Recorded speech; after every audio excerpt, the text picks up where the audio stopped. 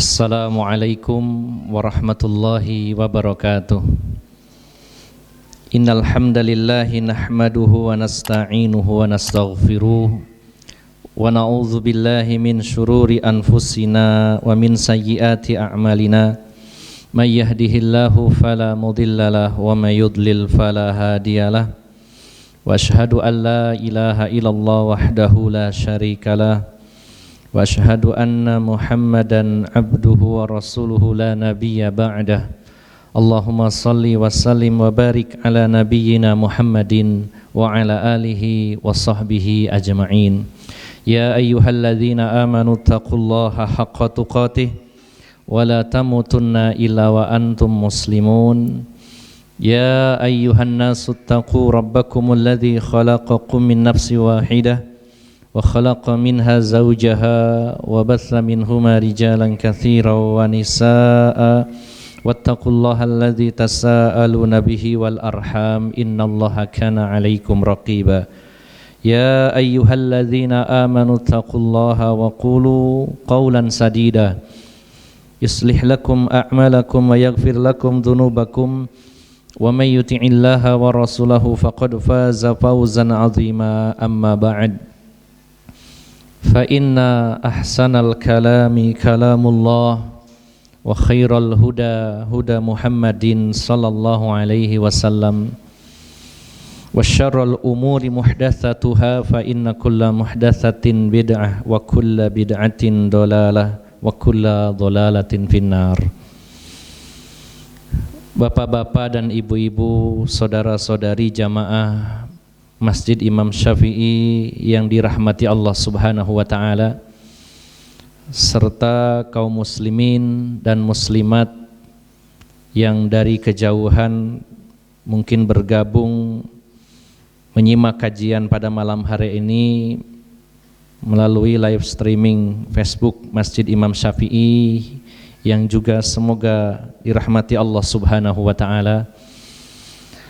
Kita senantiasa memanjatkan rasa syukur kehadirat Allah Subhanahu wa taala, khususnya bersyukur atas nikmat ketika Allah masih melapangkan dada kita sehingga kita masih diberikan semangat untuk hadir di majelis ilmu. Tentunya bagi sebagian orang suasana hujan dan mendung yang cukup gelap merupakan suasana yang cukup berat dan membuat malas untuk berangkat ke majelis ilmu.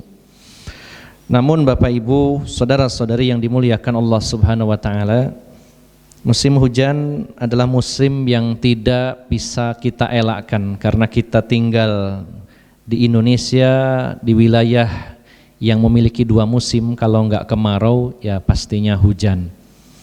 Mudah-mudahan hadirnya bapak-bapak dan ibu-ibu, saudara-saudari yang dimuliakan Allah Subhanahu wa taala di tempat ini merupakan pengamalan dari firman Allah Subhanahu wa taala, yaitu di dalam surat At-Taubah ayat 41, infiru khifafan wa thiqalan, berangkatlah kalian dalam keadaan ringan maupun dalam keadaan berat. Karena hadir di majelis ilmu dan menuntut ilmu agama merupakan salah satu pintu jihad sebelum jihad-jihad yang lainnya. Maka untuk berangkat berjihad ini kita diperintahkan oleh Allah berangkat dalam keadaan ringan maupun dalam keadaan berat. Dan aplikasinya ringan dan berat itu macam-macam modelnya. Ada kalanya kita dalam keadaan kaya, ada kalanya dalam keadaan miskin, ada kalanya dalam keadaan sehat, dan ada kalanya sedikit sakit. Kalau sakitnya berat tentu tidak bisa berangkat. Bahkan para ulama sampai menafsirkan bahwa ringan dan berat itu saat kurus maupun sedang gemuk. Karena ada orang yang terkendala berangkat saking gemuknya, sehingga berat untuk berangkat. Termasuk juga mungkin lebih ringan saat kemarau, suasana cerah, dibandingkan saat berat, yaitu sedang kondisi hujan seperti ini. Maka mudah-mudahan kita termasuk orang-orang yang telah menjalankan perintah Allah, infiru khifafan wa thiqalan wajahidu fi sabilillahi bi amwalikum wa anfusikum dzalikum khairul lakum in kuntum ta'lamun. Bapak-bapak dan ibu-ibu, saudara-saudari yang dimuliakan Allah Subhanahu wa taala, setiap kita membaca atau mendengar sirah nabawiyah, apabila kita mau lebih dalam berimajinasi, bukan berarti berkhayal, yang dimaksud lebih dalam membayangkan situasi yang terjadi di zaman Rasulullah SAW, maka benar-benar itu akan membuat kita memiliki perasaan yang bercampur aduk antara kagum kepada Rasulullah bercampur dengan haru, semangat, dan ada kalanya sedih yang tidak menutup kemungkinan bisa membuat air mata kita menetes. Ketika kita membaca sirah nabawi, kita seolah membayangkan berada di samping Rasulullah SAW bersama para sahabat, baik para sahabat muhajirin maupun sahabat ansor. Dan ketika kita membaca bagaimana berkecamuknya perang yang dilalui Rasulullah SAW, kita seolah merasakan bagaimana semangat juangnya Rasulullah dan para sahabat. Maka Bapak Ibu jamaah sekalian, kalau kita membaca Al-Quran, diperintahkan untuk mentadaburi ayat-ayat yang kita baca, merenungkan isinya. Begitu pula saat kita membaca hadis-hadis Nabi SAW, termasuk juga saat kita membaca sirah nabawiyah, tentu harus disertai dengan adanya perenungan, pendalaman. Jadi seluruh pikiran kita, emosional kita, jiwa kita harus terbawa. Dan inilah yang akan melahirkan semangat baru dalam beragama ini, dalam berjuang ini. Kalau bacanya sekilas, mendengarnya sekilas, dan yang dibaca referensinya yang global, maka efek dari hasil baca dan kita dengar ini kurang mendalam, kurang kuat. Maka kita butuh satu referensi yang detail. Artinya kitab yang membahas secara lebih detail lagi. Yang kedua, disertai adanya perenungan, bahkan terbawa emosi kita seolah-olah kita sedang berada bersama Rasulullah SAW.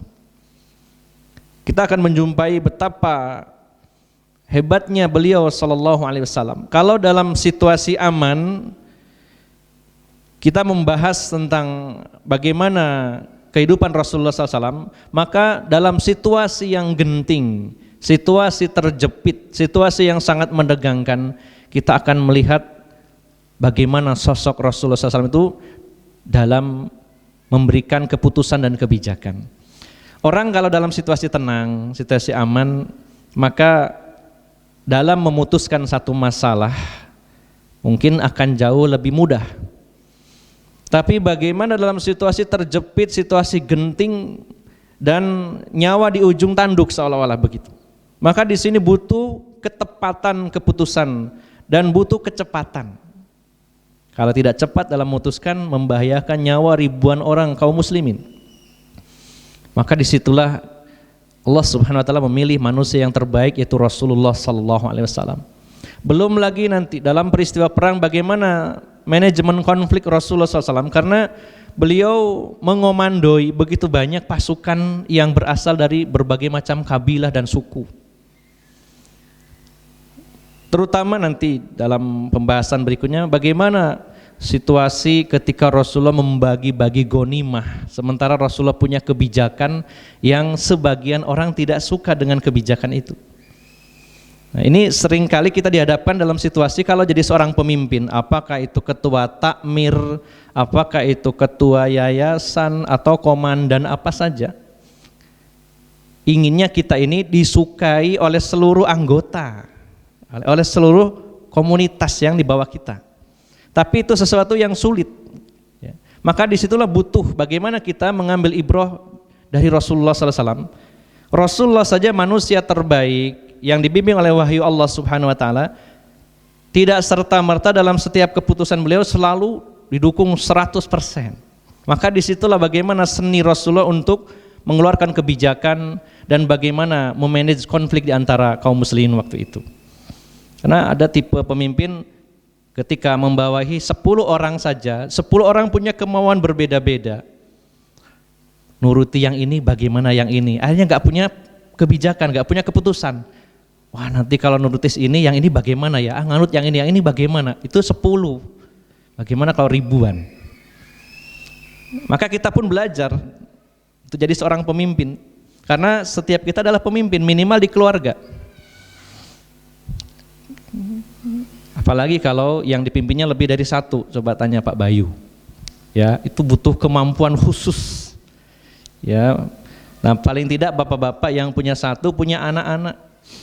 Nah, bagaimana Rasulullah memanage ini semua? Maka disinilah butuh kita mengkaji sesuatu dari sirah nabawi yang berkaitan dengan situasi-situasi tertentu yang dimana situasi itu adalah situasi genting. Maka itu berada pada saat Rasulullah dan kaum muslimin berperang di jalan Allah Subhanahu wa taala. Maka seringkali saya sampaikan bahwa membahas perang Rasulullah itu tidak hanya membahas bagaimana menumpahkan darah, tapi banyak sekali ilmu, pelajaran, hikmah, teladan yang bisa kita petik dari perjalanan hidup Rasulullah sallallahu alaihi wasallam, khususnya dalam peristiwa perangnya Rasulullah sallallahu alaihi wasallam. Bapak Ibu jamaah sekalian yang dimuliakan Allah Subhanahu wa taala, kita akan melanjutkan kajian kitab Ghazawatur Rasuli sallallahu alaihi wasallam, itu perangnya Rasulullah sallallahu alaihi wasallam. Pada pertemuan yang terakhir kita sudah membahas tentang Fathu Mekah, penaklukan kota Mekah. Kita sudah membahasnya secara mendetail insyaallah.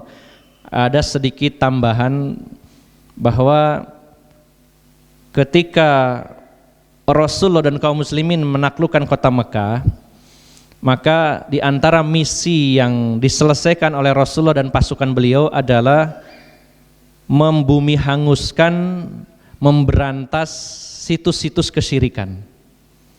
Setelah Rasulullah sallallahu alaihi wasallam menghancurkan seluruh berhala berupa patung-patung, gambar-gambar di sekitaran Baitullah, lalu Rasulullah mengirim ekspedisi pasukan-pasukan kecil yang disebut Sariyah. Hanya beberapa puluh orang saja. Di antaranya yang pertama Sariyah atau ekspedisi pasukan yang dipimpin oleh Khalid bin Walid radhiyallahu anhu, yang beranggotakan hanya 30 personil pasukan, ditugaskan Rasulullah untuk menghancurkan berhala Uzza yang paling besar di daerah Nakhlah. Maka Khalid bin Walid berangkat menuju tempat di mana situs kesyirikan yang paling besar itu berhala Uzza ini berada. Maka Khalid datang ke sana dan tentunya tidak ada perlawanan dari penduduk setempat karena saat itu orang-orang Arab khususnya di daerah Mekah sudah tunduk kepada Islam. Kemudian Rasulullah SAW memerintahkan Khalid untuk berangkat dan Khalid menghancurkan berhala itu, kemudian juga pohon-pohon yang ada di sekitarnya ditumbangkan. Pokoknya bagaimana supaya tidak dijadikan objek kesyirikan kembali. Setelah pulang menghadap Rasulullah dan melaporkan, ya Rasulullah, misi sudah selesai. Kata Rasulullah, apakah kamu sudah menuntaskan ataukah meninggalkan sesuatu di sana? Kata Khalid bin Walid, kami sudah menyelesaikan Rasulullah dan sudah tidak ada lagi yang perlu kita berantas. Kata Rasulullah, kembali, kamu belum berbuat apa-apa. Kembali, ada sesuatu yang harus kamu selesaikan. Maka Khalid agak kecewa tapi berangkat lagi.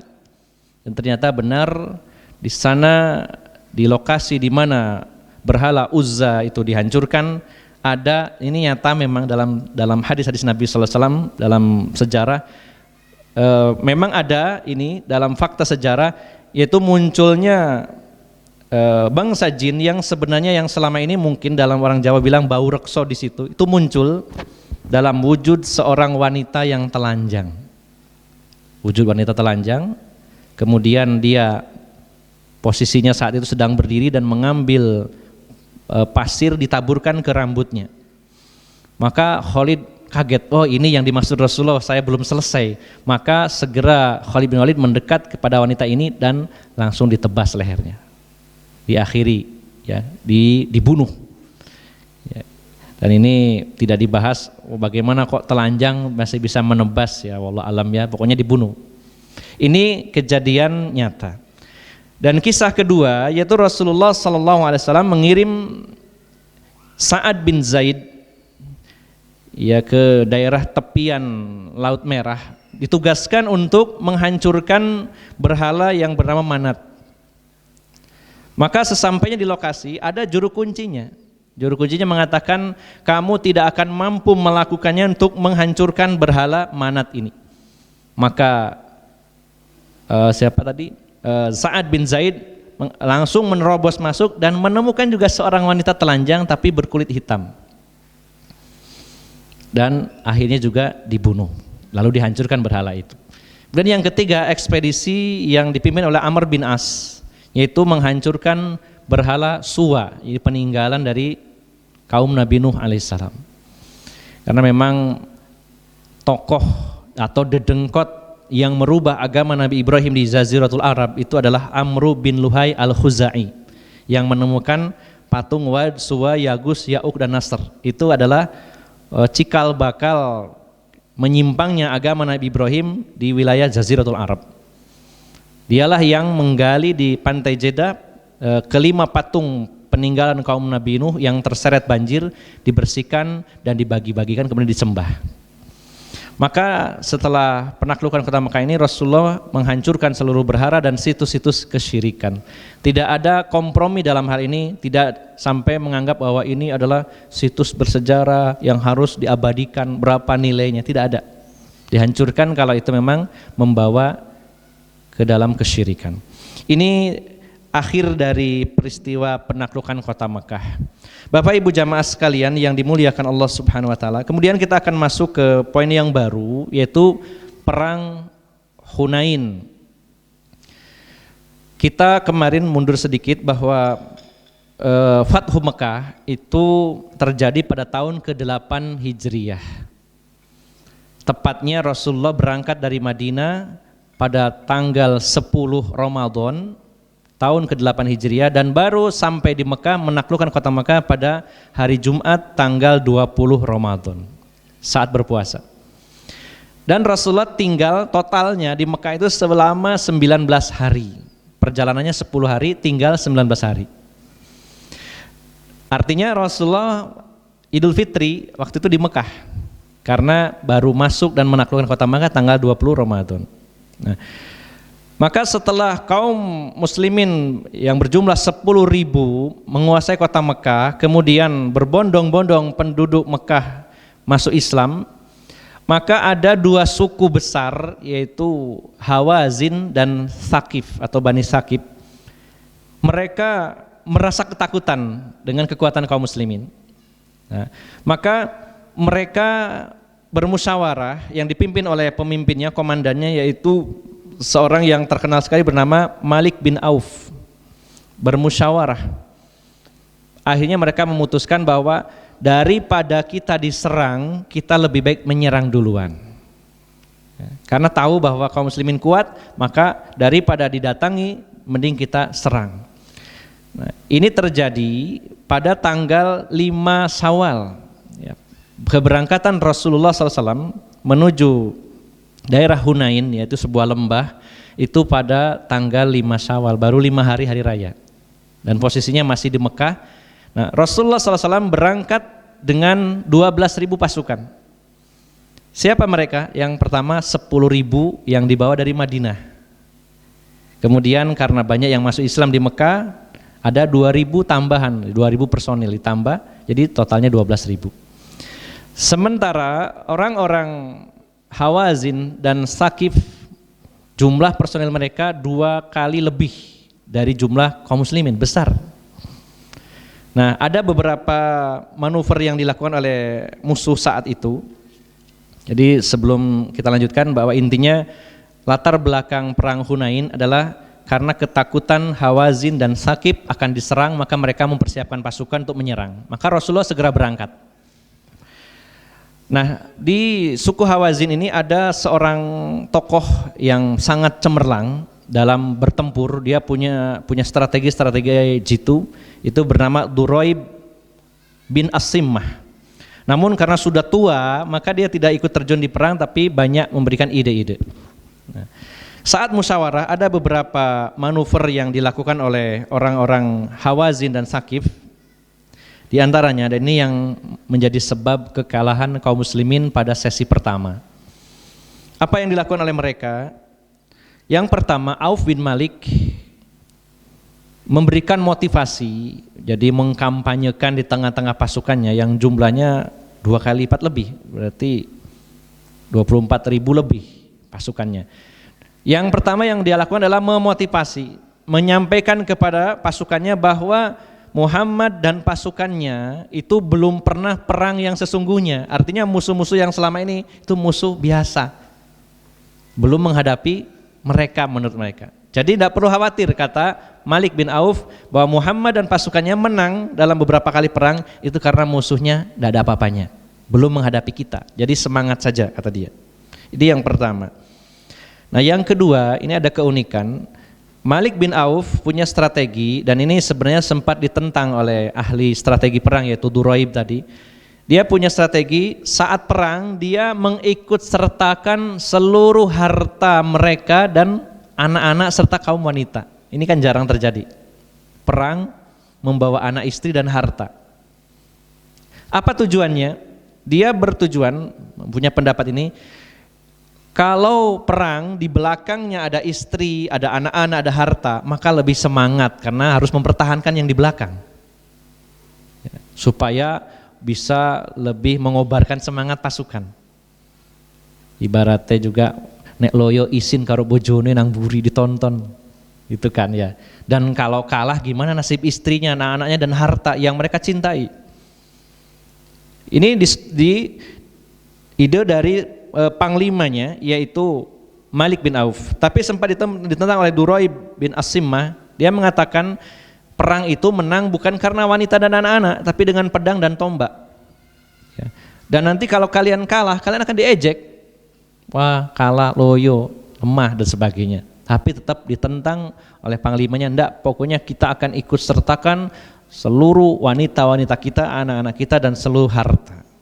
Nah, kemudian yang ketiga strateginya adalah diperintahkan kepada seluruh pasukannya, Malik bin Auf ini, nanti kalau bertemu dengan pasukan Islam, seluruh sarung pedang harus dihancurkan. Artinya tidak boleh mundur, tidak boleh dimasukkan ke sarungnya lagi, hancurkan. Nah, ini yang paling poin pentingnya adalah yang keempat, yaitu Malik bin Auf memerintahkan pasukannya yang besar ini untuk mendahului kaum muslimin sampai di Hunain. Lalu mereka ditempatkan di pos-pos strategis, diantaranya di atas lembah, di balik pepohonan, di setiap celah-celah yang sempit mereka sudah siap dan menyergap kaum muslimin. Ini poin yang terutama yang paling mendasar, yang paling berefek kepada pasukan kaum muslimin. Nah, kemudian yang kelima, strategi yang dimainkan oleh Malik bin Auf adalah menyerang duluan. Jadi kalau secara logika perang, orang yang menyerang duluan itu nanti musuh hanya bisanya bertahan. Kalau serangannya gencar, kuat, musuh tidak sempat menyerang, hanya bisa bertahan saja. Makanya dalam teori bela diri, pertahanan paling kuat adalah menyerang, ya, lebih duluan menyerang. Karena orang kalau diserang dia akan bertahan terus. Nah, kalau tidak kuat pertahanannya akan kalah. Ya. Nah, kemudian yang keenam, strategi yang dilakukan oleh musuh waktu itu adalah dengan cara memajang unta-unta yang jumlahnya bukan sedikit, yaitu puluhan ribu di belakang pasukan. Jadi pasukan paling depan, sampai para sahabat heran melihat pasukan musuh itu. Pasukan terdepan adalah pasukan berkuda. Kemudian yang kedua pasukan yang berjalan kaki, apa ya? Mungkin depan itu kavaleri, yang belakang infanteri atau apa ya. Nah, Depan pasukan berkuda rapih, kemudian yang di belakang pasukan pejalan kaki, di belakangnya wanita dan anak-anak, di belakangnya harta dan termasuk unta yang jumlahnya puluhan ribu, sehingga terlihat riuh, semakin terlihat banyak. Apalagi saat perang berkecamuk, para wanitanya disuruh naik untanya yang tadi, jadi kelihatan dari kejauhan banyak sekali. Sudah jumlahnya 2 kali lipat lebih, ditambah lagi dengan pemandangan yang cukup mengagetkan kaum muslimin. Belum lagi ada pasukan penyergap. Ini langkah-langkah yang diambil oleh pasukan musuh di Hunain. Kemudian Bapak Ibu jamaah sekalian yang dimuliakan Allah Subhanahu wa taala, apa yang dilakukan Rasulullah sallallahu alaihi wasallam? Yang pertama, beliau mengirim intel, ya, mata-mata untuk masuk ke tengah-tengah mereka. Maka Rasulullah mengirim Abdullah bin Abi Hadrad al-Aslami, tinggal selama 2 hari di wilayah mereka dan pulang melaporkan situasi kepada Rasulullah. Sayangnya ada satu hal yang kelolosan, yaitu adanya tim penyergap ini tidak tertangkap, artinya tidak terrecord oleh mata-mata Rasulullah SAW, sehingga kaum muslimin tidak tahu sama sekali kalau ada pasukan penyergap. Ini yang menjadi sebab kekalahan pertama. Kemudian manuver lagi yang Rasulullah lakukan adalah beliau meminjam persenjataan untuk melengkapi pasukannya, yaitu sebanyak 3.000 tombak, 3.000 tombak kepada Naufal bin Al-Harith bin Abdul Muthalib. Jadi putra dari pamannya Rasulullah SAW yang masih musyrik, pinjem 3.000 tombak. Insyaallah ya, saya mikir banyak sekali ya persediaan tombaknya, sampai 3.000 itu satu orang. Mungkin produksi barangkali ya, pabriknya tombak kali. 3.000 itu jumlah yang cukup besar. Ya. Kemudian kepada satu lagi tokoh musyrik yang belum masuk Islam, itu Safwan bin Umayyah, meminjam beberapa baju besi. Ya. Dan saat itu keduanya mengatakan, wahai Muhammad, kami kan penduduk Mekah, apakah barang-barang yang kamu pinjam ini murni pinjaman atau ini rampasan? Karena Mekah ditaklukkan. Jadi anggapannya Rasulullah mengambil 3.000 tombak dan beberapa puluh baju besi ini sebagai rampasan. Maka Rasulullah menegaskan, ini bukan rampasan tapi saya pinjem, akan saya kembalikan. Ya, maka ini salah satu yang menjadi sebab Safwan bin Umayyah ini masuk Islam, karena Rasulullah begitu amanah dalam mengembalikan pinjaman. Jadi gara-gara Rasulullahnya amanah mengembalikan pinjaman kepada Safwan bin Umayyah, masuk Islam. Nah, kemudian Bapak Ibu jamaah sekalian yang dimuliakan Allah, setelah itu berangkatlah pasukan Rasulullah SAW menuju Hunain. Ketika sampai di lembah Hunain, maka secara tiba-tiba musuh menghujani kaum muslimin dengan anak panah yang tidak terhitung jumlahnya, sangat banyak sekali, kayak hujan. Ya. Sehingga saat itu mayoritas pasukan muslimin yang berjumlah 12.000, ya, sebagian besarnya mundur bahkan lari tunggang langgang.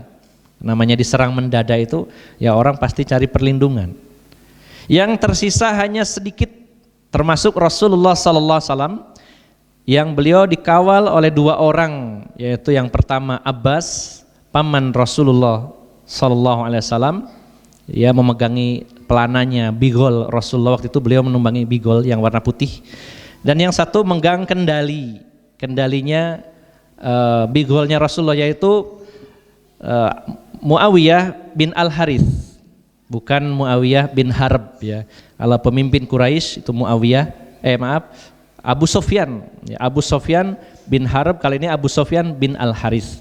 Beliau adalah putra dari paman Rasulullah SAW dan dulu adalah saudara sepersusuannya Rasulullah SAW. Jadi Bapak Ibu jamaah sekalian, yang paling tahu situasi gentingnya saat itu adalah Abbas, paman Rasulullah SAW. Beliau di dalam Sahih Muslim, ya, Abbas ini menggambarkan bagaimana situasi perang saat itu. Ketika kaum muslimin dihujani dengan ribuan anak panah, sebagian besar mundur lari ke belakang, dan yang tersisa sedikit sekali termasuk Rasulullah SAW. Apa yang dilakukan Rasulullah, kata Abbas, Rasulullah ya memukulkan kaki beliau kepada tunggangannya, yaitu bigol, memacu semakin ke depan. Jadi dalam situasi di mana kaum muslimin kocar-kacir, bayangkan diserang dengan ribuan anak panah itu kayak hujan gitu. Maka Rasulullah justru malah melaju semakin cepat sampai Abu Sufyan bin Al-Haris kewalahan memegang kendalinya kendaraan Rasulullah SAW. Ini menunjukkan luar biasa. Ya. Jadi pasukannya mundur, komandannya maju, yaitu Rasulullah SAW. Maka Rasulullah kata Abbas menyerukan, wahai Abbas, sekarang kamu kan punya suara keras, panggil, yang pertama panggil, yaitu Ashabus Samurah, yaitu orang yang dulu pernah melakukan bai'atur ridwan. Ya, saat peristiwa sebelum perjanjian Hudaibiyah itu ada bai'atur ridwan di mana para sahabat bersumpah di hadapan Rasulullah siap bertempur sampai mati karena mendengar berita bahwa Utsman bin Affan telah dibunuh. Maka wahai Abbas, panggil, yaitu mereka orang-orang yang pernah baiat di bawah pohon yang dikenal dengan peristiwa bai'atur ridwan. Maka Abbas memanggil berteriak, ya, aina ashabus samurah, mana ashabus samurah, teriak. Maka yang pernah baiat pada saat peristiwa bai'atur ridwan itu semuanya gemeruduk datang kembali. Yang tadinya lari mundur datang gemeruduk. Dan mereka mengatakan, ya labbaik, kami siap bertempur kembali. Lalu setelah itu, wahai Abbas, sekarang panggil Ansor, sahabat Ansor. Maka dipanggil, ya ma'syarul Ansor, geruduk datang sahabat Ansor. Secara khusus bahkan Abbas memanggil Bani Haris bin Hajraj, dipanggil semua dan akhirnya berdatangan kembali dan merapatkan barisan. Nah, Bapak Ibu jamaah sekalian yang dimuliakan Allah, setelah kaum muslimin kembali kokoh, ya, kemudian ada satu poin penting di mana pada peristiwa itu Rasulullah SAW menjadikan debu dan kerikil sebagai sebab kemenangan kaum muslimin. Apa yang dilakukan Rasulullah? Beliau mengambil kerikil dan debu kemudian dilemparkan ke muka musuh-musuh Islam, suku Hawazin dan Bani Saqif, sehingga orang kalau dilempar kerikil, pasir di matanya ya kelabakan. Dan kata Abbas yang menyaksikan peristiwa itu, setelah Rasulullah melemparkan kerikil-kerikil itu dan juga pasir ke wajah-wajah mereka, maka perlahan berangsur-angsur mereka mundur, akhirnya melarikan diri. Di gambarannya seperti itu. Nah, maka mereka mundur dan yang Bani Saqif ini berlindung di benteng wilayah Taif. Mereka berlindung di wilayah Taif. Sementara suku Hawazin melarikan diri. Lalu Rasulullah mengambil ghanimah yang cukup banyak waktu itu. Nah, setelah itu Rasulullah menunda pembagian ghanimah. Beliau memerintahkan kaum muslimin untuk mengepung yaitu benteng Taif. Dikepung ya, cukup sulit dan banyak sekali korban dari kalangan kaum muslimin. Nah, ada satu metode baru yang belum pernah diterapkan Rasulullah dalam perang-perang sebelumnya, yaitu Rasulullah menggunakan beberapa senjata yang tidak pernah dilakukan pada perang-perang sebelumnya. Yang pertama mungkin pernah lihat, yaitu manjanik. Ini sebelumnya belum pernah dilakukan Rasulullah, digunakan Rasulullah SAW. Seperti apa ya, pelontar batu ya dari kayu dioperasikan oleh beberapa orang untuk menghancurkan menara, tembok, benteng, dan melontar musuh di benteng. Karena benteng Taif sangat kuat dan susah ditembus, maka diserang dengan menggunakan manjanik. Ya. Yang kedua, yang unik ini adalah sebagaimana dalam kitab Al-Qiyadah fi Ahdi Rasul, beliau Rasulullah SAW dan para sahabat membuat satu kendaraan tempur yang disebut Ad-Dababah.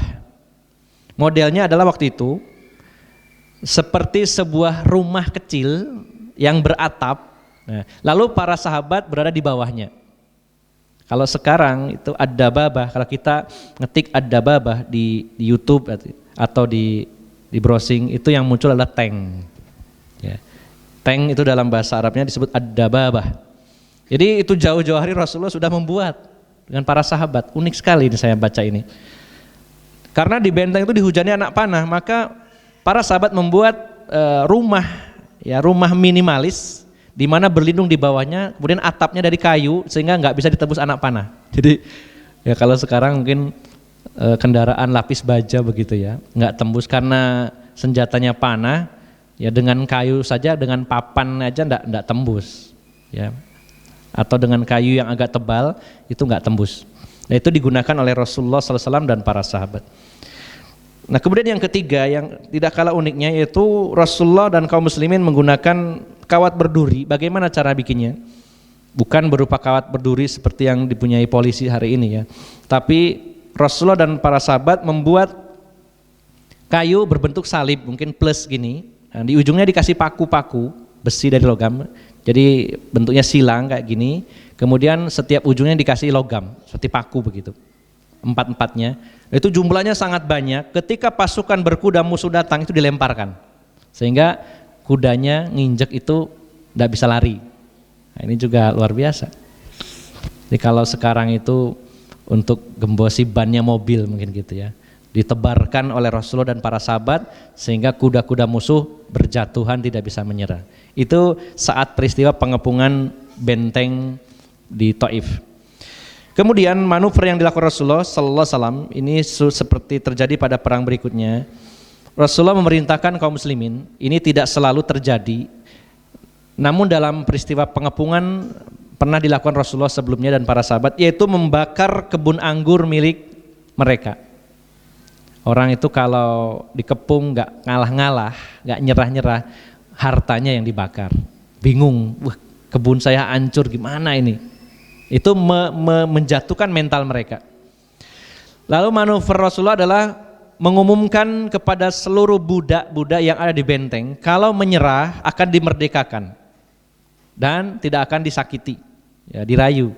Siapa yang turun dari benteng akan dimerdekakan. Namanya budak, sudah bertahun-tahun jadi budak nggak enak, wah ini merdeka, mending turun saja. Banyak yang turun bergabung dengan kaum muslimin dan masuk Islam, sehingga akhirnya mereka semakin lemah.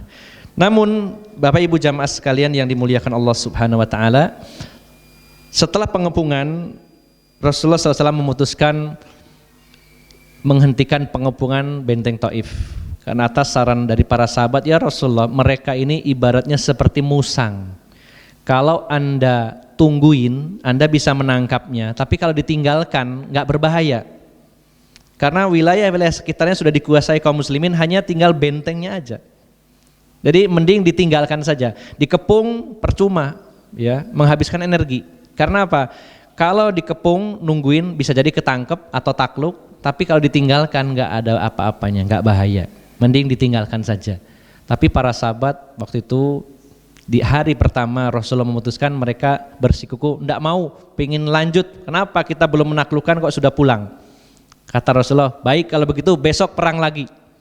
Maka perang lagi, besoknya banyak yang terluka. Lalu Rasulullah melihat itu mengatakan, besok kita akan pulang, gak usah dikepung lagi. Karena banyak yang luka, akhirnya senang para sahabat, ya sudah pulang aja.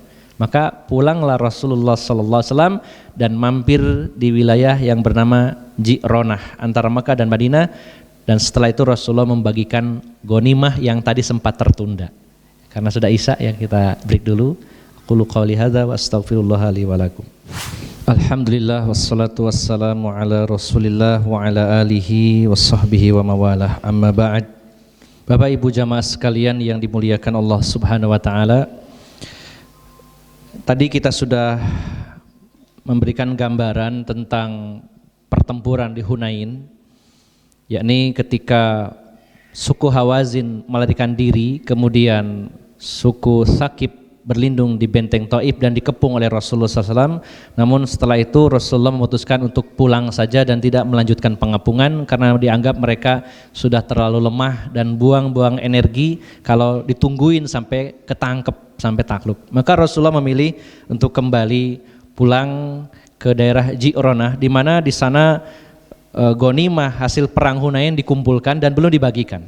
Nah, ada beberapa kejadian, karena memang dalam setiap peristiwa perang Rasulullah seringkali dan bahkan selalu dibarengi ada beberapa kejadian di mana kejadian itu juga merupakan ilmu bagi kita semuanya. Bahkan seringkali turun hukum-hukum baru, dalam arti sebelumnya belum pernah Allah turunkan tentang keputusan hukum dari Al-Quran, maka pada peristiwa-peristiwa perang itu turunlah wahyu dari Allah Subhanahu wa taala yang membahas beberapa hukum yang berkaitan dengan peristiwa-peristiwa yang terjadi pada saat itu. Di antara yang mengiringi peristiwa Hunain ini ada beberapa kejadian yang kita jadikan pelajaran dan ibrah. Yang pertama, ketika pasukan muslim dalam peristiwa perang Hunain, sepulang dari perang Hunain, mereka melewati sebuah pohon yang disebut Dzatu Anwat, di mana di zaman jahiliyah orang-orang musyrik biasanya menggantungkan senjata-senjata mereka di pohon itu. Pedang, tombak, busur, anak panah, perisai, semuanya digantung di pohon itu dengan harapan supaya mendapatkan kekuatan lebih. Kalau orang Jawa bilang diiseni gitu ya, supaya nggak polosan tapi ada kesaktian. Jadi keris itu nggak hanya berupa wujud senjata dari logam yang pelungker-pelungker terus bisa ditusukkan, tapi juga punya kekuatan lebih ya. Maka ketika melewati Dzatu Anwat, sebagian pasukan muslim, yaitu pasukan yang termasuk di kategori yang baru masuk Islam, tadi kan 10.000 plus 2.000. Nah yang 2.000 ini baru saja hitungan hari masuk Islamnya. Nah, penaklukan Mekahnya tanggal 20 Ramadan.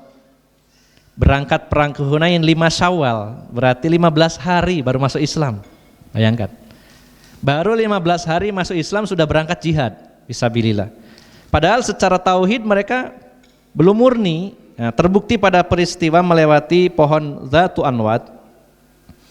Maka sebagian mereka ngelirik pohon itu, melihat, lalu berkata kepada Rasulullah sallallahu alaihi wasallam, ya, sebagaimana yang diriwayatkan Imam Tirmidzi, mereka mengatakan, wahai Rasulullah, buatkanlah untuk kami Dzatu Anwat sebagaimana mereka memiliki Dzatu Anwat. Maka Rasulullah menjawab dengan tegas, sesungguhnya perkataan kalian itu mirip sekali dengan perkataan Bani Israel kepada Nabi Musa alaihissalam. Mereka mengatakan kepada Nabi Musa, wahai Musa, ya, buatkanlah untuk kami Tuhan-Tuhan sebagaimana mereka memiliki Tuhan-Tuhan. Ini teguran keras dari Rasulullah SAW bahwa kalian meminta dibuatkan Dzatu Anwat, ya, itu mirip kejadiannya dengan Bani Israel yang minta dibuatkan Tuhan. Karena memang menggantungkan senjata-senjata tadi dengan tujuan supaya ada isinya, itu adalah perbuatan syirik, dan Rasulullah melarang itu. Nah, maka pelajaran yang bisa kita petik dari peristiwa ini adalah bahwa pada saat itu Rasulullah SAW tidak mempersyaratkan bahwa orang berjihad itu harus murni tauhidnya. Selama ini saya pribadi, kalau orang tauhidnya belum murni nggak usah ikut perang, ya. Nanti malah bahaya ya. Kalau dia masih berbuat syirik, maka tidak usah ikut perang, percuma dia berbuat syirik. Tapi faktanya Rasulullah SAW mengikut sertakan orang-orang yang baru masuk Islam, dan tentunya akidah mereka masih sangat lemah ya, pemahaman tentang tauhidnya masih minim, baru 15 hari masuk Islam ya. Maka bukan menjadi syarat. Kenapa? Karena jihad fisabilillah adalah amal soleh ya, yang tidak bisa terhalangi dan digugurkan dengan alasan karena belum paham ilmu yang lain. Wah, saya ini gak boleh berjihad karena saya belum paham ilmu ini. Ya kalau ilmunya yang berkaitan dengan jihad, oke, masuk gitu ya. Tapi berkaitan dengan hal lain, itu tidak dijadikan syarat ya. Jadi memang ada pelajaran-pelajaran tertentu yang dimana banyak orang seolah-olah menjadikan itu syarat mutlak, bahwa kalau jihad harus memenuhi syarat itu ya. Contohnya misalkan saya nggak bisa jihad karena masih punya utang, nanti percuma mati syahid tapi punya utang, nggak bisa masuk surga. Itu bagaimana Pak? Ya. Dulu Rasulullah tidak pernah menyaring, ini mau berangkat perang kamu punya utang nggak? Oh punya, nggak usah ikut. Kamu punya utang? Punya, nggak usah ikut. Nggak pernah dilakukan Rasulullah sallallahu alaihi wasallam. Cuman memang ini penekanan bahwa kita jangan menyepelekan masalah utang. Tapi bukan menjadi syarat bahwa kalau berjihad orang-orang harus yang nggak punya utang. Waduh, sulit Pak kalau kayak gitu. Bagaimana Rasulullah menyaring 10.000 bahkan 12.000 pasukan disaring, yang punya utang nggak usah ikut, nggak ada riwayat yang menjelaskan tentang itu. Hanya saja penegasan tentang betapa pentingnya masalah utang ini harus diperhatikan. Tapi bukan menjadi syarat bahwa kalau punya utang nggak boleh berjihad. Ya. Kemudian termasuk ini, wah ini kamu ini baru masuk Islam, nggak usah ikut perang, bahaya ini. Tidak, karena ada bimbingan dari Rasulullah SAW yang meluruskan. Artinya tidak menjadi syarat bahwa kalau berangkat jihad kamu harus murni tauhidnya. Ya, tidak ada ketentuan seperti itu. Apa buktinya? Buktinya Rasulullah SAW tidak melarang kaum muslimin yang baru saja masuk Islam dan mereka baru saja meninggalkan kesyirikan. Bahkan faktanya ketika melewati Dzatu Anwat, mereka masih meminta untuk berbuat syirik. Dan ini tidak dilakukan oleh Rasulullah, para sahabat yang senior yang sudah lama masuk Islam karena sudah paham. Sementara yang masih baru belum paham. Ya. Saya masih ingat cerita dari teman-teman yang berangkat ke Ambon. Dulu ada teman yang veteran Ambon bercerita, mengkisahkan bagaimana situasi perang di Ambon, di mana Panglima Laskar Jihad Ustadz Ja'far Umar Thalib rahimahullah, ketika melihat sebagian pasukan, ya tidak semuanya yang sudah ngaji, karena campur di sana, pendaftaran untuk seluruh Indonesia. Ada di antara mereka yang saat berangkat itu menyiapkan jimat-jimat, wah supaya kebal senjata. Namanya orang awam. Dan itu tidak dilarang untuk ikut perang, dibiarkan dulu. Ya, dibiarkan dulu kelihatan sebelum berangkat, ono yang raja-raja dipasang di sabu, diikat, mau perang ini karena supaya kebal, supaya nggak mati. Nah, saat itu tidak ada syarat kamu yang syirik-syirik nggak usah ikut dulu, nggak diikutkan. Tapi apa yang terjadi? Kata temannya cerita, saat akan berkecamuk perang, ketika beliau mengomando dengan pistol tembak atas jeder, ayo yang mau masuk neraka duluan, ayo maju duluan, yang tadi punya jimat-jimat duluan di depan. Sudah gitu. Jadi pada mikir, waduh punya jimat ini masuk neraka ini, bagaimana ini ya. Jadi situasinya mencekam sekali gitu. Dari situ akhirnya mereka jadi belajar. Nah, maka di sini juga salah satu pelajaran yang bisa kita petik bahwa orang-orang yang mungkin sebagian pemahaman agamanya masih ada kekurangan-kekurangan, itu tidak menjadi sebab dia terhalang dari jihad fisabilillah. Ya. Justru dengan berangkat maka di sana banyak ilmu yang dia dapatkan. Tadi contohnya para sahabat yang ternyata masang senjata di pohon dianggap punya kekuatan itu nggak boleh, yaitu syirik ya. Baru tahu mereka. Dilarang oleh Rasulullah SAW. Nah langsung real di lapangan diajarkan Rasul ini nggak boleh, ini syirik. Maka saat perjalanan perang, saat berkecamuk perang, banyak ilmu yang diserap oleh para sahabat waktu itu. Ini kejadian yang pertama yang mengiringi peristiwa perang Hunain. Kemudian yang kedua, pelajaran yang bisa kita petik adalah saat itu kaum muslimin secara umum diawali merasa bangga dengan jumlah yang banyak. Sehingga perasaan takjub dengan jumlah pasukan yang banyak ini menjadi titik pangkal sebab dikalahkannya kaum muslimin pada sesi yang pertama. Di dalam surat At-Taubah ayat 25 Allah berfirman, laqad nasarakumullahu fi mawatin katsiratin wa yauma hunain idz a'jabatkum kasratukum falang tughni ankum syai'a wa dhaqat 'alaikumul ardu bima rahubat tsumma wallaitum mudbirin. Sesungguhnya Allah Subhanahu wa taala telah menolongmu wahai mukminin di medan peperangan yang cukup banyak, termasuk pada peristiwa perang Hunain. Ya. Ketika kamu merasa takjub, a'jabatkum kasratukum, ketika kamu merasa takjub, bangga dengan jumlah yang banyak, ya, maka jumlah yang banyak itu tidak bisa memberikan manfaat sedikit pun buat kalian, dan bumi yang luas itu terasa sempit waktu itu oleh kalian, dan kamu akhirnya lari ke belakang. karena diserang secara mendadak, akhirnya kocar-kacir. Maka Bapak Ibu jamaah sekalian yang dimuliakan Allah, ini salah satu sebab kekalahan di sesi pertama, karena mayoritas pasukan muslim waktu itu merasa takjub, bangga dengan jumlah yang banyak. Yang ketiga, ini satu peristiwa yang sangat penting. Ketika Rasulullah pulang dari pengepungan di Taif, beliau kembali ke daerah Ji'ronah dan beliau mengumpulkan kaum muslimin untuk membagi-bagikan ghanimah. Nah, ada satu peristiwa penting di mana pada saat pembagian ghanimah ini Rasulullah SAW membagi-bagikan ghanimah itu spesial, terutama kepada orang-orang Badui, Arab Badui, dan juga tokoh-tokoh Quraisy. Sementara sahabat-sahabat Ansor tidak mendapat sedikit pun bagian. Coba bisa dibayangkan Pak ya, perang susahnya bareng-bareng, taruhan nyawa, saat menang dapat ghanimah nggak dibagi, yang lain dibagi. Ya, diantaranya Rasulullah membagikan secara khusus kepada para tokoh Quraisy, diantaranya Abu Sufyan bin Harb, ya, dan juga Suhail bin Amru, Hakim bin Hazm, Sofwan bin Umayyah dan lain-lainnya, masing-masing diberi 100 ekor unta. Berapa Pak harganya itu? Kalau untanya harganya 50 juta atau 30 lah, 30 juta kalikan 100. Berapa itu ya?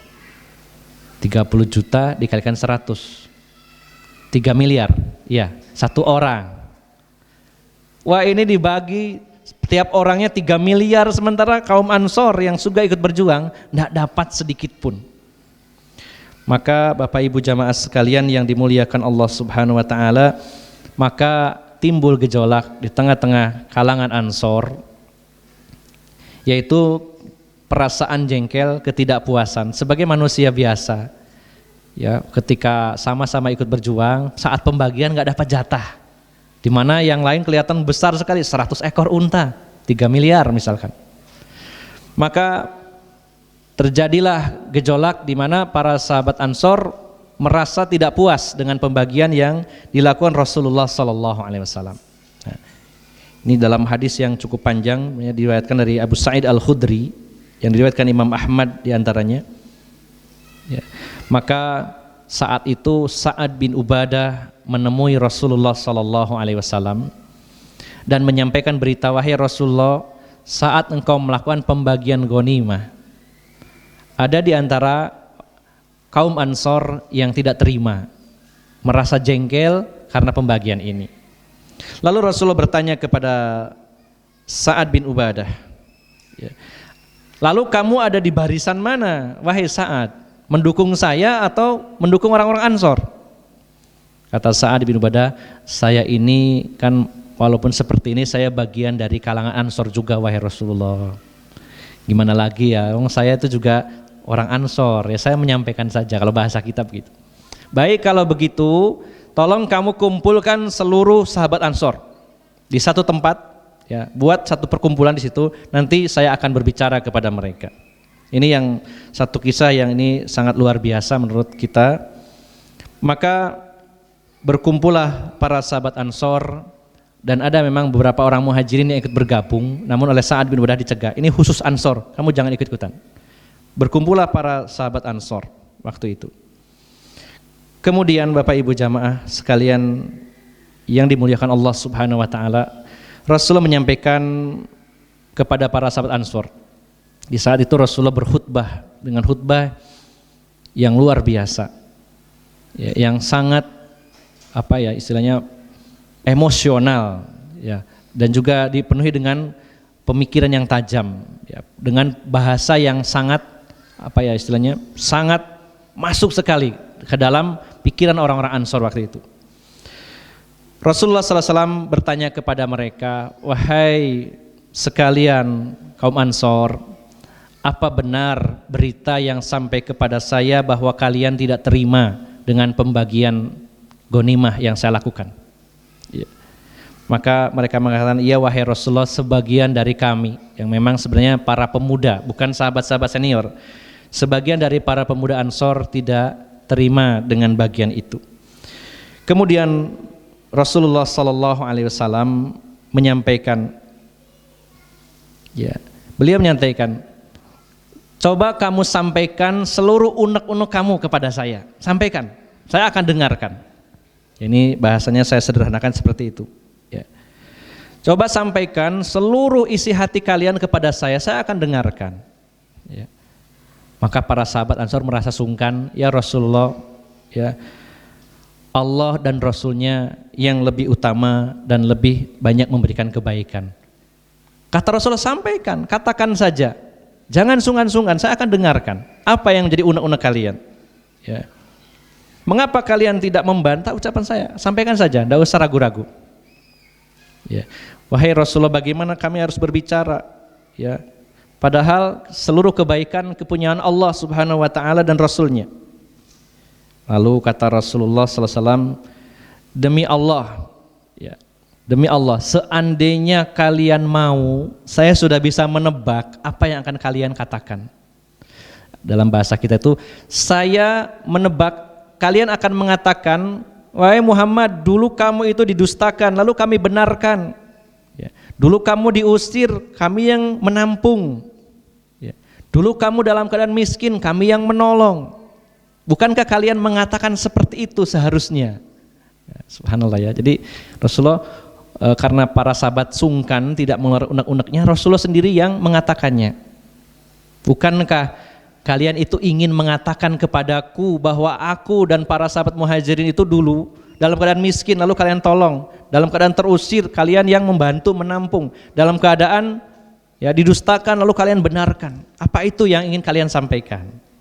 Nah, maka kemudian setelah itu Rasulullah SAW mengatakan, tidakkah kamu ridho kalau orang-orang Quraisy itu pulang membawa unta dan kambing-kambing mereka, sementara kalian pulang membawa Rasulullah SAW.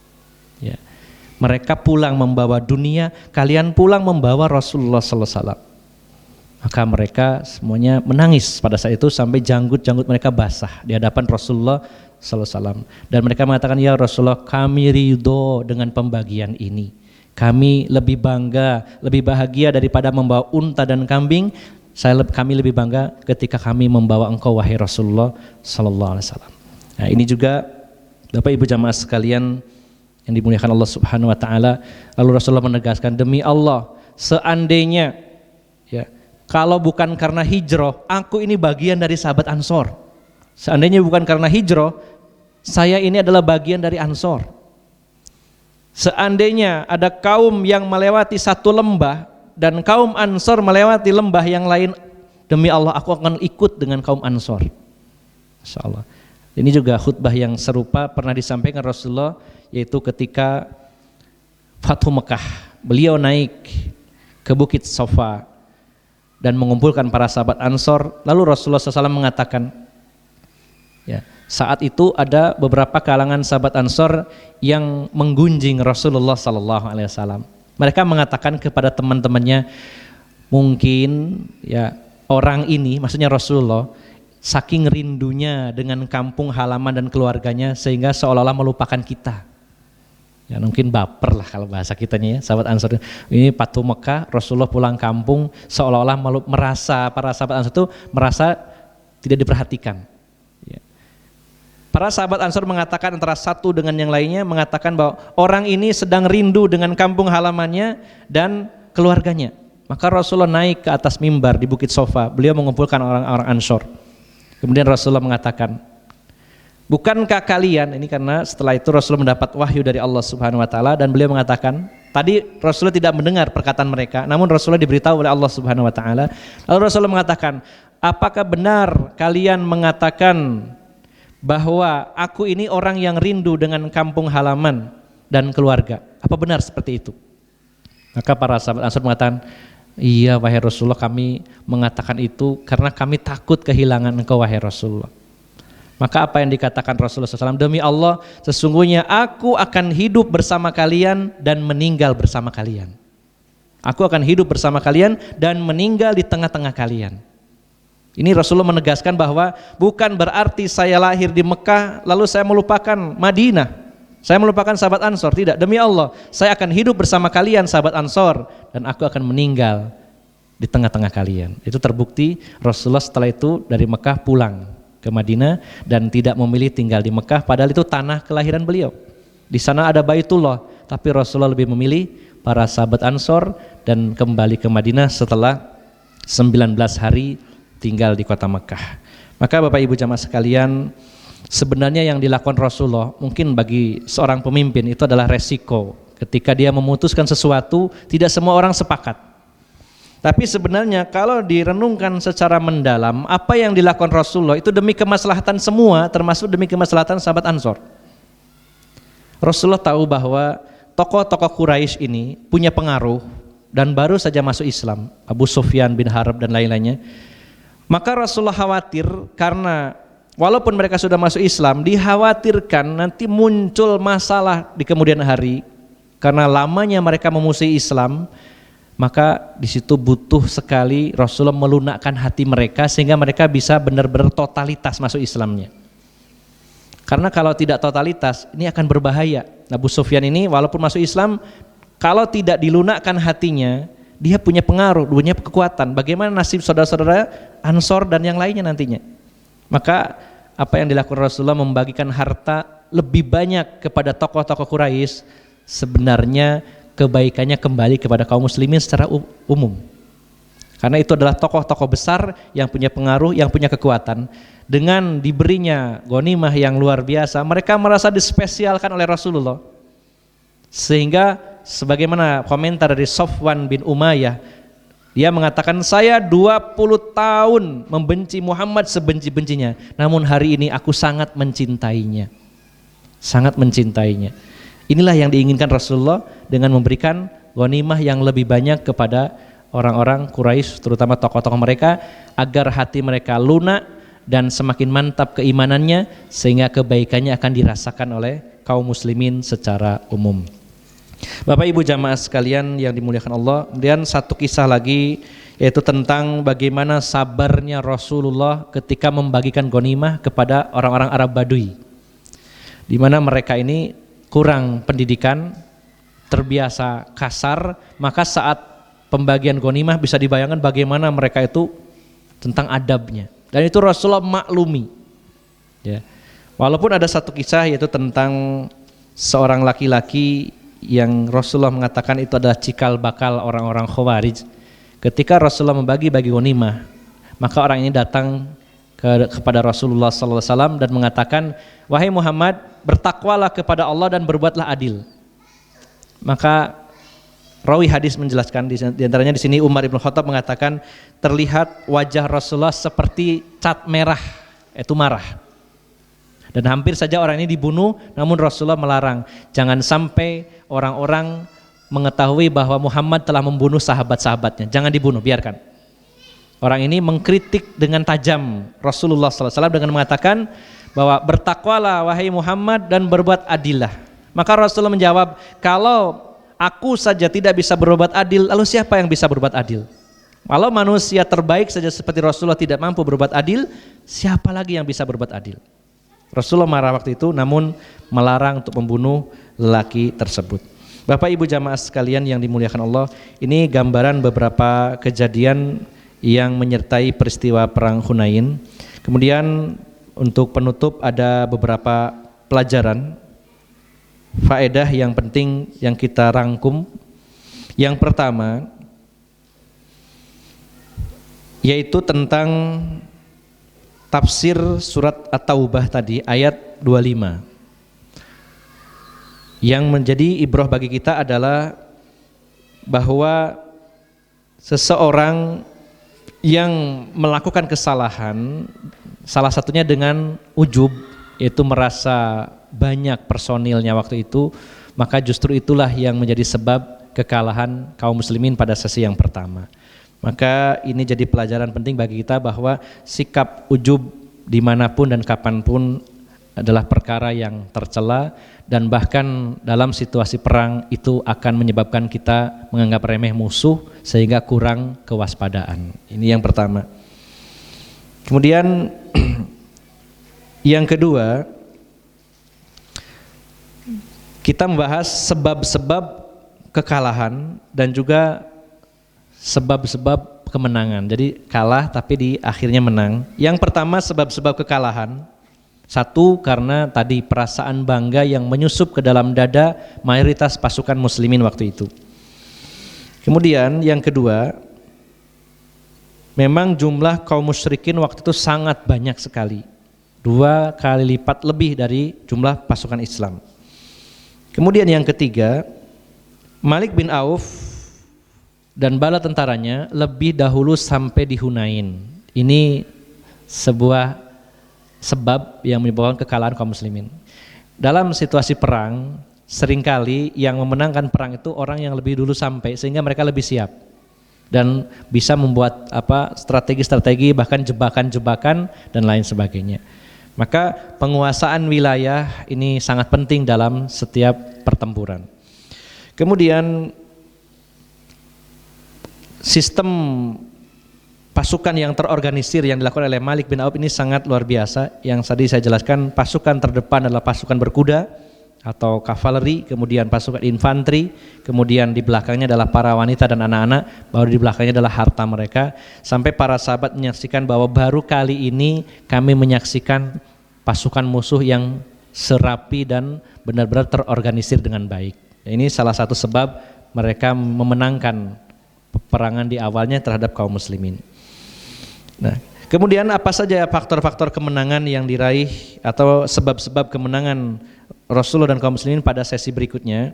Yang pertama, karena keteguhan Rasulullah SAW pada saat kaum muslimin kocar-kacir. Yang kedua, yaitu keberanian seorang komandan, yaitu Rasulullah SAW, yang tidak beranjak dari tempatnya, bahkan Rasulullah justru semakin maju. Ini sangat efeknya sangat besar. Pasukannya kocar-kacir tapi komandannya Rasulullah malah maju. Ini sangat luar biasa. Ya. Kemudian juga faktor menjadi kemenangannya adalah karena masih tersisa pasukan yang solid walaupun sedikit bersama Rasulullah Sallallahu Alaihi Wasallam. Nah, yang keempat, faktor kemenangan atau sebab kemenangan kaum muslimin adalah respon yang cepat dari pasukan yang melarikan diri.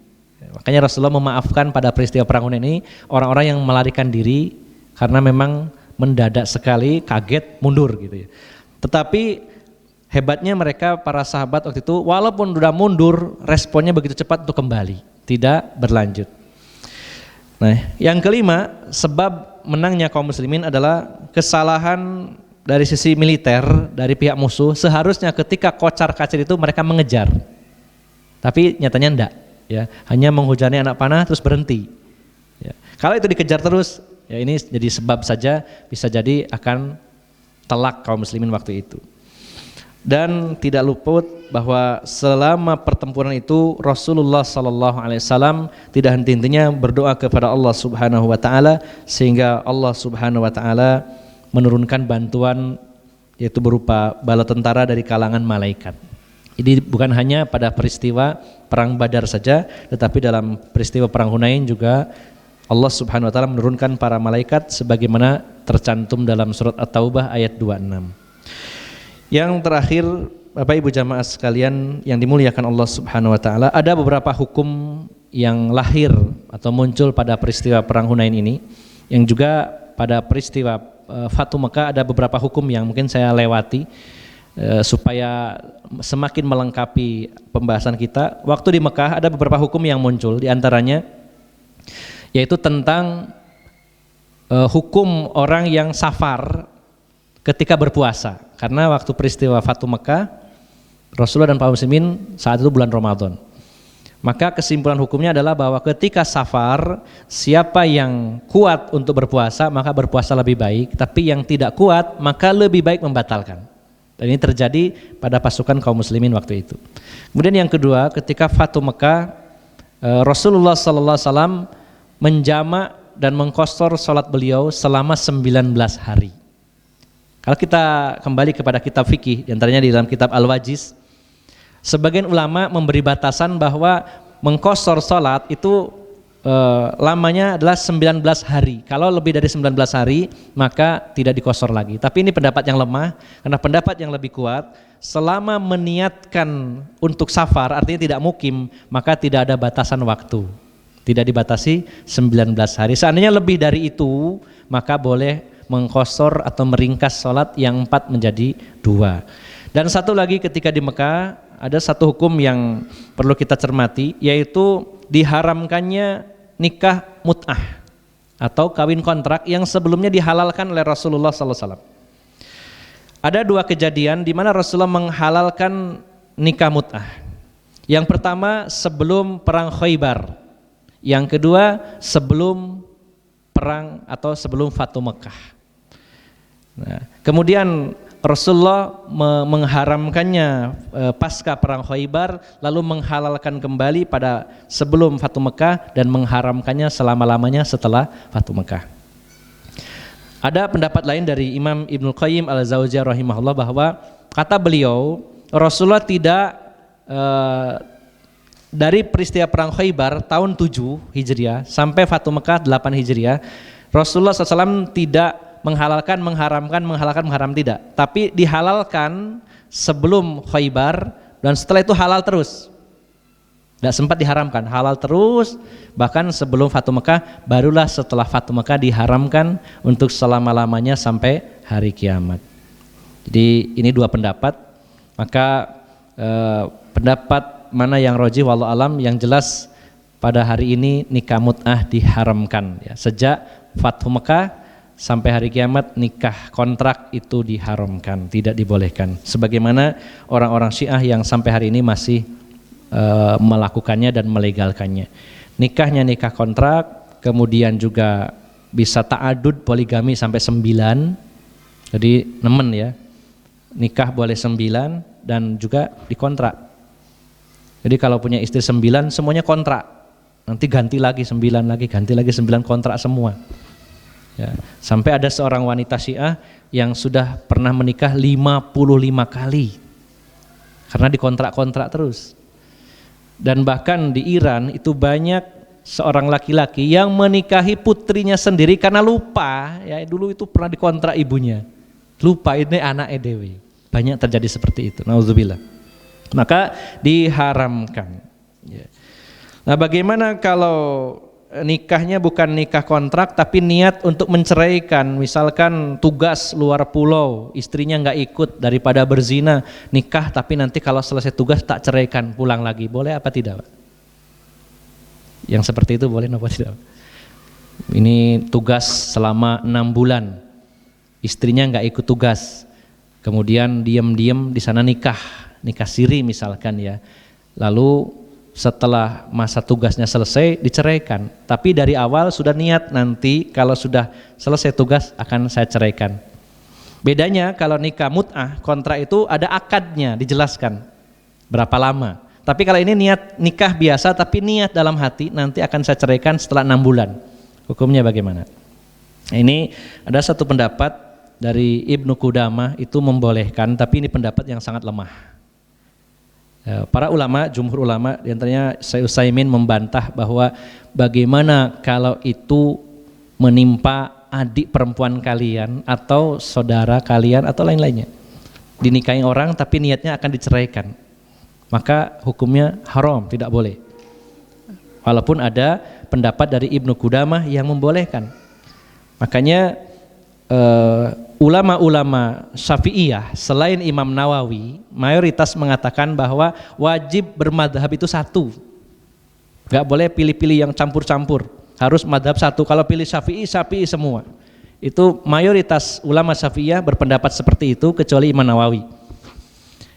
Tapi ternyata setelah ditelusuri lebih dalam, maksudnya bermadhab satu itu supaya menghindarkan orang dari memilih pendapat-pendapat yang enak-enak tok. Nanti kalau madhab Syafi'i yang enaknya ini diambil, nah itu yang dari Imam Abu Hanifah yang enak yang ini, diambil satu-satu, dipilih yang enak-enak saja. Wah, ini ada janda nih, daripada rumit-rumit ambil pendapatnya Imam Abu Hanifah, nikah tanpa wali dibolehkan kalau itu janda ya. Jadi nggak rumit-rumit harus izin sama walinya. Pokoknya jandanya mau, harus nikahkan dirinya. Itu Imam Abu Hanifah menghalalkan. Tapi ini pendapat yang lemah. Dibantah oleh para ulama yang lain berdasarkan hadis Nabi, la nikah illa biwaliyin, tidak sah nikah tanpa wali. Nah, maka ada kalanya orang berpendapat saya tidak memilih satu mazhab, tapi semuanya diambil. Apabila itu memilih yang enak-enak saja, justru itu adalah tanda orang zindik atau munafik. Nah, yang dibenarkan adalah boleh tidak satu mazhab, pilih-pilih, tapi mencari yang terkuat. Oh ternyata dalam bab ini yang lebih kuat Imam Abu Hanifah, kita ikuti. Tapi dalam bab yang lain Imam Syafi'i lebih kuat, kita ikuti, tidak masalah. Jadi ini gambaran bahwa dalam mengambil pendapat bukan dipilih yang enak-enak tapi yang lebih mendekati kebenaran, yang lebih kuat sisi pendalilannya. Maka Bapak Ibu jamaah sekalian yang dimuliakan Allah Subhanahu wa taala, ketika di Mekah Rasul sudah menegaskan bahwa nikah mut'ah diharamkan sampai hari kiamat. Nah, maka pada peristiwa perang Hunain juga ada beberapa hukum yang turun, di antaranya yaitu tentang haramnya menikahi seorang wanita yang bersuami kecuali kalau mereka tawanan perang. Diharamkan menikahi wanita bersuami kecuali kalau itu tawanan perang. Nah, maka kalau nikahi wanita tanya dulu punya orang atau enggak. Jangan sampai menikahi wanita yang bersuami. Karena banyak kasus Pak ya. Ngakunya oh saya sudah janda. Suaminya kemana? Oh pokoknya ngilang. Nah ini hati-hati ya. Tahu-tahu ngilangnya itu belum diceraikan dan setelah dinikahi orang lain datang nagih. Wah ini bojoku. Hati-hati makanya jangan main seruduk ya. Nah, jadi harus detail.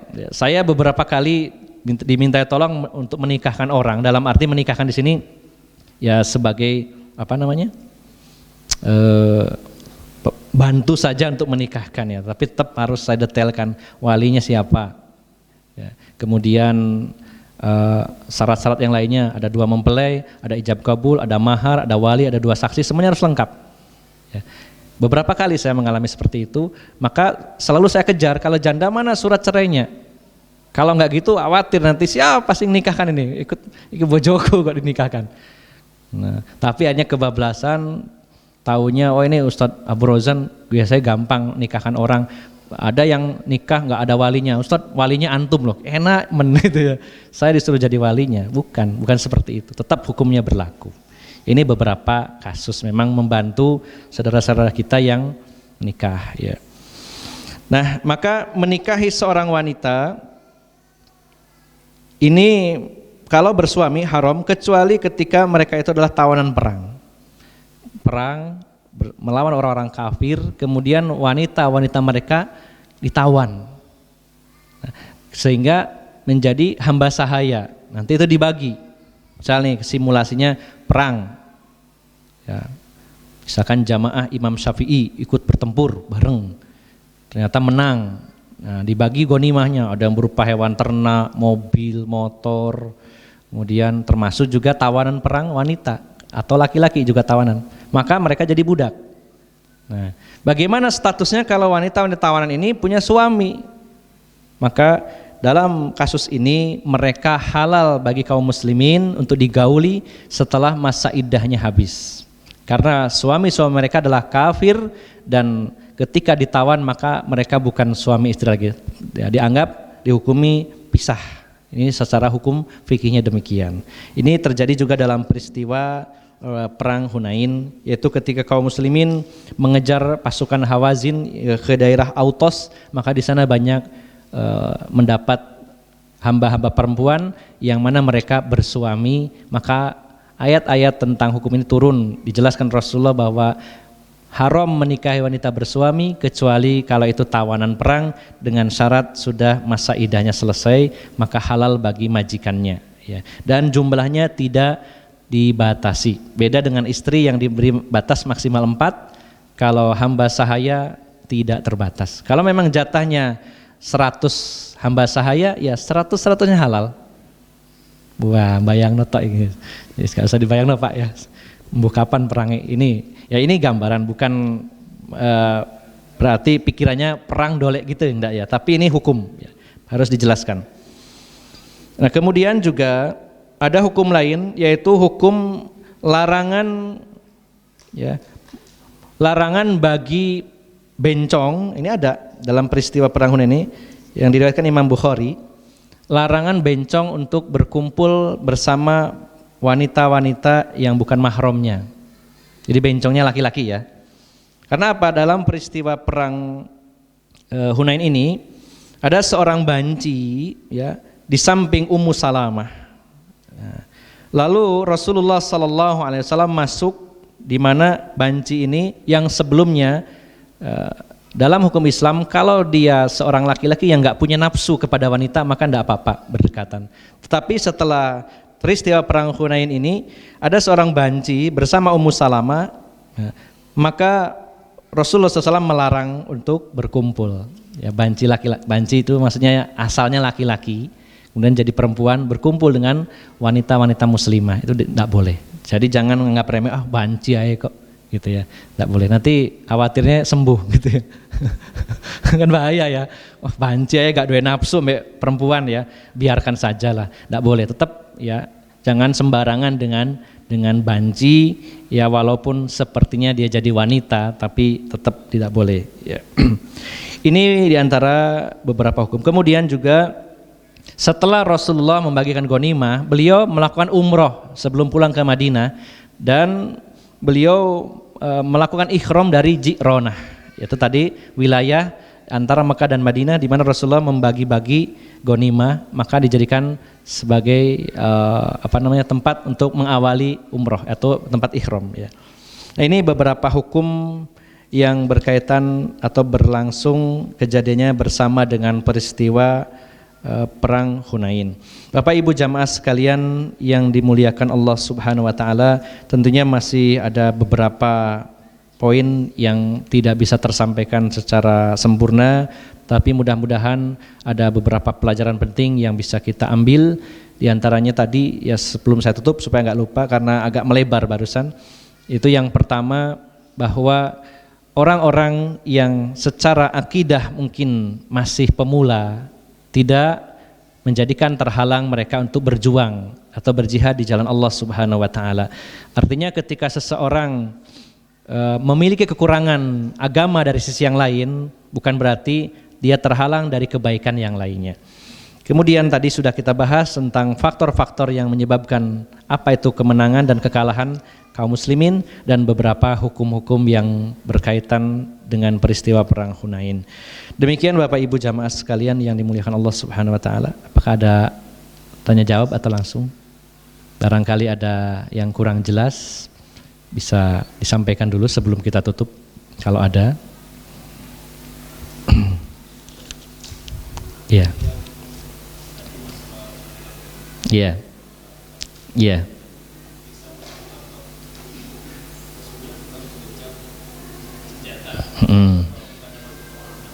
Gimana? Iya, termasuk hutang. Jadi betul sekali, justru tadi saya jelaskan bahwa tidak disyaratkan bahwa orang berperang itu harus bebas hutang dulu ya. Artinya kalau punya utang nggak boleh perang. Justru pada peristiwa perang Hunain malah Rasulullah meminjam ya, meminjam 3.000 tombak dan juga meminjam beberapa baju besi ya.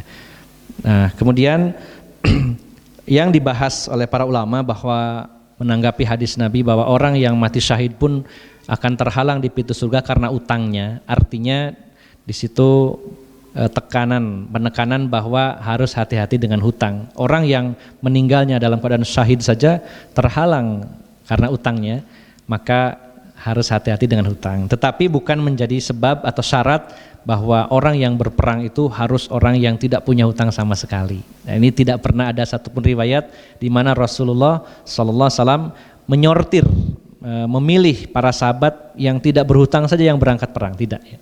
Demikian ya, wallahu a'lam bishawab. Ya. Ada lagi? Nggak ada? Ya, silakan. Iya.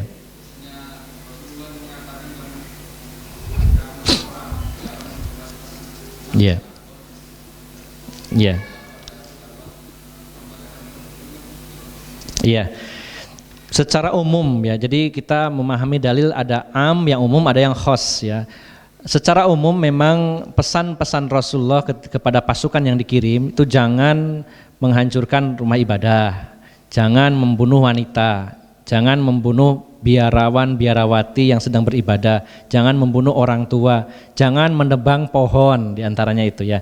Tetapi ada beberapa kejadian perang yang dialami Rasulullah. Dulu juga pernah saya sampaikan sebelum ini bahwa pada kasus tertentu untuk kemaslahatan yang lebih besar Rasulullah melakukan itu. Ya, Rasulullah pernah selain merusak pohon, juga Rasulullah pernah melakukannya dengan cara menutup aliran air. Ya, dengan menutup aliran air. Jadi ada kemaslahatan yang lebih besar yang diinginkan Rasulullah SAW dalam perbuatan yang dilakukan Rasulullah dan para sahabat seperti itu. Contohnya lagi pada peristiwa perang Uhud, Rasulullah bersama 1.000 pasukan, awalnya kan 1.000, supaya tidak terdeteksi oleh musuh, maka beliau memerintahkan kaum muslimin untuk belusuan ke kebun kurma yang pemiliknya orang Yahudi, sehingga banyak yang rusak pohon kurma itu, terinjak-injak oleh pasukan Islam. Karena di situ ada kurma yang sudah besar, ada yang masih bibit. Supaya tidak kelihatan oleh musuh, maka Rasulullah memerintahkan untuk melewati kebun kurma, dan itu mengalami kerusakan yang lumayan, dilewati 1.000 orang.